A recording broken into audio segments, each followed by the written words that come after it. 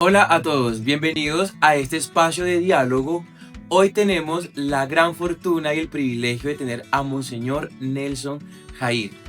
Estamos en el mes de octubre, el mes del Santo Rosario y las misiones. Y hoy también queremos tocar un tema muy importante de la tradición que tiene que ver con Nuestra Señora de la Pobreza. Y este tema es importante porque es la patrona de nuestra diócesis. Monseñor, bienvenido a este diálogo. Camilo, un saludo muy especial para usted, para las personas que nos siguen a través de su canal. Muchísimas gracias, Monseñor. Ahora, quisiera, antes de empezar con este diálogo, Monseñor, que usted le dijera a todos los que nos están viendo en este momento por qué octubre es llamado el mes de las misiones y el mes del Santo Rosario. Bueno, en primer lugar, la mayoría de nosotros recordará que el 12 de octubre de 1492 se encontraron dos culturas, la cultura europea y la cultura de los amerindios, de nuestros pueblos originarios. Pero en ese encuentro también se dio la llegada del Evangelio. Por eso la Iglesia ha querido, con motivo del 12 de octubre, declarar que octubre es un mes misionero, declarar que es un mes de una gran llegada a América. Llegó la cruz, con ella llegó el Evangelio. Por eso es el mes en que la Iglesia invita a las familias para que sean misioneras, de modo que los padres sigan anunciando a sus hijos el Evangelio de Cristo, que invita a todas las personas que pertenecen a los grupos, a los movimientos, a las comunidades parroquiales, para que salgan a hacer misión, de modo que aquellos que han enfriado su fe vuelvan a tomar contacto con Jesucristo y con su Evangelio. Pero de un modo muy particular la Iglesia nos anima a la misión adyentes. Ese adyente significa ir hacia aquellas personas que no creen en Cristo. Por eso es un mes muy especial en que la Iglesia promueve la misión, recordando ese 12 de octubre de 1492. Qué bueno saber esos datos, ¿no? Porque a veces, sí, hemos escuchado, bueno, personalmente yo, no, la Catedral Nacional de la Pobreza, pero bueno, ¿cuál es la historia? ¿Qué hay detrás de esta tradición? Ya que me ha preguntado por octubre, mes de las misiones, Sí, pues es también el mes del Santo Rosario. Y aquí quiero conectar después con la pregunta que me hace sobre Nuestra Señora de la Pobreza. Resulta que en el siglo XVI había unas pugnas políticas en Europa muy fuertes que amenazaban con que los lugares santos, aquellos espacios que nosotros veneramos como los espacios donde vivió nuestro Señor Jesucristo, pues estaban en riesgo de perderse. Entonces en ese tiempo Roma empezó a hacer muchas procesiones en honor de la Santísima Virgen y a recitar el rosario para que se pacificaran las cosas y para que los lugares santos no se perdieran. Hubo una batalla, desafortunadamente la guerra estuvo por medio, que resolvió las cosas y los lugares santos quedaron salvaguardados. Entonces el Papa Pío V en 1571 quiso dedicar el 7 de octubre, día en que todo se resolvió, a honrar a Nuestra Señora del Rosario, porque había sido justamente esa oración la que más habían empleado para clamar al cielo la resolución de los conflictos que ponían en riesgo estos territorios. Justamente ese mismo día, 7 de octubre, la diócesis de Pereira celebra la fiesta de su patrona, Nuestra Señora de la Pobreza. Eh, y entonces aquí empato a su pregunta sí. sobre nuestra patrona. Nuestra patrona es venerada en tres lugares vecinos. Es venerada en Cartago, es venerada en Pereira, es venerada en Tadó, Chocó. La historia comienza, como muchos saben, aquí en esta tierra, pero en ese momento esta era la ciudad, el pueblo de Cartago. Cartago nació aquí donde está Pereira. Por diversas situaciones que los historiadores tratan de dilucidar cuál fue la verdadera razón, esa ciudad de Cartago se tuvo que desplazar. Pero antes de ese desplazamiento, en 1608, ocurrió un acontecimiento que se quedó en la memoria de los cartahuenses. Una señora, María Ramos, que acostumbraba lavar los ornamentos de la iglesia, de repente va al río Tun a lavar todas las cosas que debía hacerlo y a pulir los vasos sagrados. De repente observa que con el lienzo con que acostumbraba limpiar va sucediendo algo extraordinario. Va apareciendo la imagen un tanto borrosa, ciertamente, de Nuestra Señora. Y entonces ella lleva ese lienzo a sus superiores, que eran los padres franciscanos, y ellos le dicen, pues, organízala de alguna manera y quédate con ella en tu casa. Pero la devoción empezó a ser tan fuerte que entonces los frailes franciscanos decidieron que más bien fuera al templo de los franciscanos. Algo sucedió y entonces en 1691 Cartago se desplaza hasta donde está hoy ubicada. Algunos dicen que eran por conflictos entre los caciques de la región, otros que necesitaban buscar unas tierras que les convinieran más, pero se fueron de acá. Con ellos se llevaron la imagen que había aparecido en el lienzo. Esa imagen está todavía en Cartago. Acaban de declarar basílica el templo de San Francisco, donde se venera la imagen original. Mucho tiempo después llegó a esta tierra, llegaron un grupo de colonos, eso fue hacia 1863, presididos por el padre Cañarte. Y entonces llegaron acá y todavía estaba el recuerdo de que aquí había sucedido un milagro, que la Virgen se había de alguna manera develado en un lienzo y dijeron, bueno, declaramos que Nuestra Señora de la Pobreza será la patrona también de esta pequeña aldea que empieza a nacer. Y dedicaron el primer templo que hicieron, que es hoy la Catedral de Nuestra Señora de la Pobreza, a ese acontecimiento. Por eso se celebra también acá. Entonces la historia de Nuestra Señora de la Pobreza, venerada en Cartago y en Pereira, es un único acontecimiento. El lienzo original es el de Cartago. El lienzo que está en la Catedral de Nuestra Señora de la Pobreza es una copia realizada e inspirada en el original. Ahora bien, también saben que Tadó queda aquí cerca, ¿no? Ok, sí. Por el lado de Pueblo Rico, de uno se va a Tadó. Ok, exactamente, allá iba a ir. O sea, realmente no sería un solo origen. De lo que estoy entendiendo es que no sería un solo origen de la tradición. Serían dos historias prácticamente. Sí, porque si bien algunos podrían pensar que fue una influencia de la región que también cobijó a Tadó, pues los habitantes de Tadó defienden una tradición distinta, que hace remontar a 1904, Okay. cuando ellos dicen que una mujer que se llamaba Pobreza y que también lavaba los ornamentos de la iglesia, recibe ya una aparición. Es decir, que siempre hay diferencias, ¿no?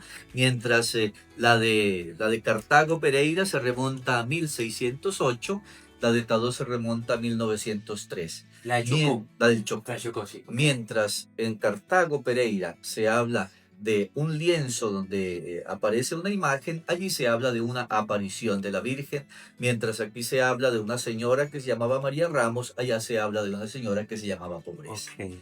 Entonces son dos tradiciones distintas, pero las tres ciudades veneran a Nuestra Señora de la Pobreza. Ahora bien, ¿cuáles son los santos que podemos venerar en el mes de octubre? La iglesia siempre ha tenido en mucha estima aquellas personas, hombres, mujeres, niños, adolescentes, que se caracterizan por una vivencia especial del Evangelio. Tienen que vivir de un modo muy especial. En la iglesia se llama virtudes heroicas. No es mi vida cotidiana en la que soy buena persona, sino personas que han entregado su vida de un modo radical. Y cada mes hay celebraciones de santos. Durante este mes tendremos el 1 de octubre, Santa Teresita del Niño Jesús, una santa francesa cuya espiritualidad se caracteriza por obedecer en todo a la voluntad de Dios. Lo llama la espiritualidad de la infancia, como quien dice, no hay que hacer grandes cosas para llegar a la santidad porque basta hacer la voluntad de Dios. Después viene entonces el 4 de octubre, un santo muy querido por el mundo entero. Podría yo decir que este santo no es solo de la Iglesia Católica, sino del mundo entero, San Francisco de Asís. San Francisco de Asís, un enamorado de la creación, ciertamente, por lo que el mundo más lo conoce, pero se pareció tanto a Jesús de Nazaret en su modo de vivir, que el Señor le concedió algo que es bueno no pedir, porque es muy doloroso: los estigmas en las manos, en los pies y en el costado, es decir, las 5 heridas, las 5 llagas de Jesús, las recibe Francisco de Asís. Es el santo de la paz, es el santo de la ecología, es el santo de la pobreza, es un santo muy amado por todos. Después viene San Lucas Evangelista, que lo celebraremos el 18 de octubre. El que escribió ese evangelio, San Pablo lo llama querido médico. Entonces se piensa que esa era la profesión de Lucas, escribe el Evangelio que lleva su nombre y escribe el libro de los Hechos de los Apóstoles. Pero hay una antiquísima tradición también que dice que fue el que primero pintó una imagen de María y del niño. De hecho, hay cuadros que se veneran en algunos lugares que, dice la tradición, fueron pintados por San Lucas. Por eso lo llaman el médico y el pintor de María. Después, el 21 de octubre, tenemos una fiesta especialísima porque es de una santa colombiana, Laura Montoya. Laura Montoya, enamorada de los pueblos originarios, de nuestros indígenas, luchó en tiempos en que a las mujeres no se les concedía mucha importancia, luchó contra quien fuera necesario para poder llevar la evangelización a los hermanos indígenas. De hecho, por San Antonio del Chamí, entre San Antonio del Chamí y Antioquia, hay un pasaje ecológico que llaman el descanso de la Madre Laura. Ellos piensan que por allí tal vez llegó a transitar un poco ella en su evangelización con los hermanos en Vera. Entonces, 21 de octubre, Santa Laura Montoya, y terminaremos el 28 de octubre con dos apóstoles, los santos Simón el Celote y el santo Judas Tadeo, que la gente venera tanto como el patrono de las causas imposibles. Esos serán dos santos que tenemos, pero la Iglesia nos invita también hoy día a la santidad cotidiana. El Papa Francisco hablaba de el santo de la puerta de al lado. Ese señor, esa señora, ese joven, ese niño, ese adolescente que se esfuerza todos los días por vivir en la amabilidad del Evangelio, en la bondad. Entonces estos son santos de virtud heroica, pero nosotros sí que podemos ser los santos de la puerta de al lado de algún vecino nuestro. Qué bonito, ser santo en la cotidianidad. En la cotidianidad. Por ejemplo, ahorita tenemos una misión juvenil con la parroquia San Marcos, con el padre Oscar. Qué bonito sería a los jóvenes motivarlos en este mes para que ellos se adentren con todo el amor, con todo el ahínco. Uno de los principios que ha manejado la Iglesia en la pastoral juvenil es que joven evangeliza joven.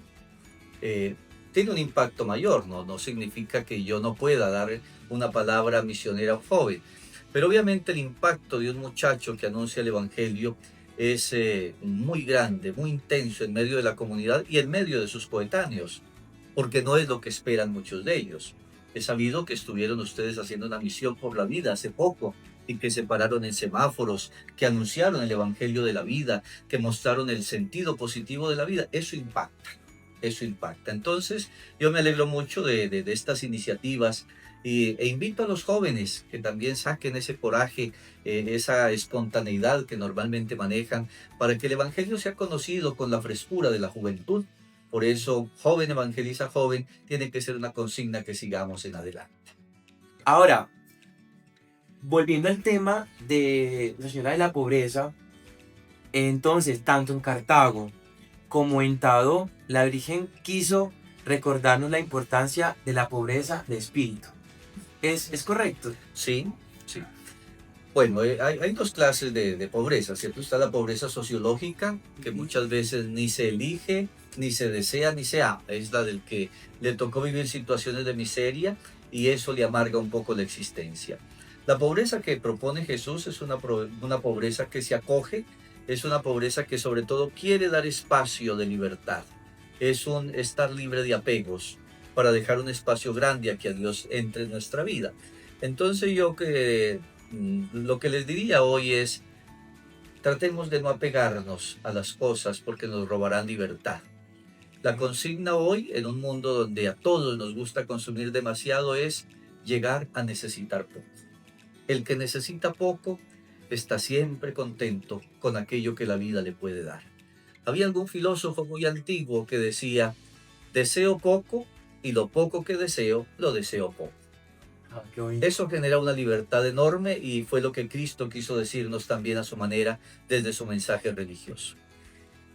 ¿Todos podemos ser misioneros? Claro que sí. Todos podemos y debemos ser misioneros. Porque, como les decía ahora, papá y mamá transmiten la fe a su niño. Ya es un misionero. Está entregando la fe a su niño. Los jóvenes en su colegio, un joven que envía un mensaje por sus redes sociales donde se refiere al amor de Cristo, donde se refiere al servicio a los hermanos, está dando un mensaje misionero a través de las redes sociales. Un médico que le dice a su paciente, Yo soy un ser humano, yo haré lo que la ciencia me permite hacer. Si usted es religioso, encomiéndese al dueño de la vida, está haciendo un acto misionero. Entonces, la misión no significa que dejo todo. Algunos somos llamados a eso, a dejarlo todo para dedicarlo, pero otros podrán hacerlo en la vida. Todos debemos ser misioneros. Cuando usted le da a un joven un mensaje de evangelio de vida, tranquilo, el Señor está contigo, no hay prueba que no podamos superar porque con nosotros está el Señor, eso es misión, eso es misión. Entonces todos sí estamos llamados a que el nombre de Jesús sea siempre proclamado en el entorno donde nosotros estamos. Esa es la esencia de la misión, que no se olvide a Jesús, que no se olvide a su obra, porque ese nombre es el que nos da la salvación. Quien no se siente amado por Dios no puede ser misionero, porque no tiene la pasión para hacerlo o porque si lo hace dará una imagen distorsionada de Dios. Quien no se siente amado por Dios misionará a un Dios terrorífico. Quien se siente amado por Dios anunciará un Dios amor. Monseñor, para ir cerrando este diálogo, le quiero preguntar, ¿qué mensaje concreto quiere dejarnos para este mes de octubre a todas las personas que nos están viendo? Bueno, en primer lugar, caminar este mes con la Santísima Virgen María. Ella es madre, ella es compañera, ella es protectora, ella es esa presencia femenina que no debe faltar jamás en la profesión de nuestro cristianismo. Amarla, venerarla, seguir sus virtudes y recordarla en el Santo Rosario. En segundo lugar, recordar que también para nosotros el llamado a la santidad cotidiana está allí permanentemente propuesto por el Señor.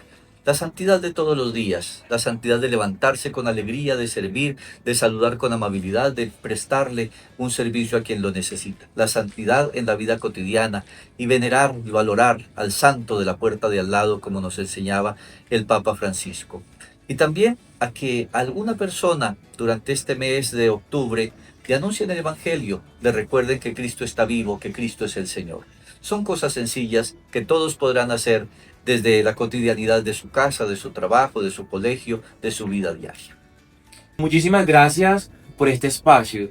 De gracias por educarnos, por nutrirnos, por aclarar algunas cosas con base a este tema que pronto muchas personas no conocen y que este mes de octubre nos comprometa a todos a hacer misión, a tener también como esas figuras representativas que nos inspiren a acercarnos un poco más a las personas en la cotidianidad y en la sencillez.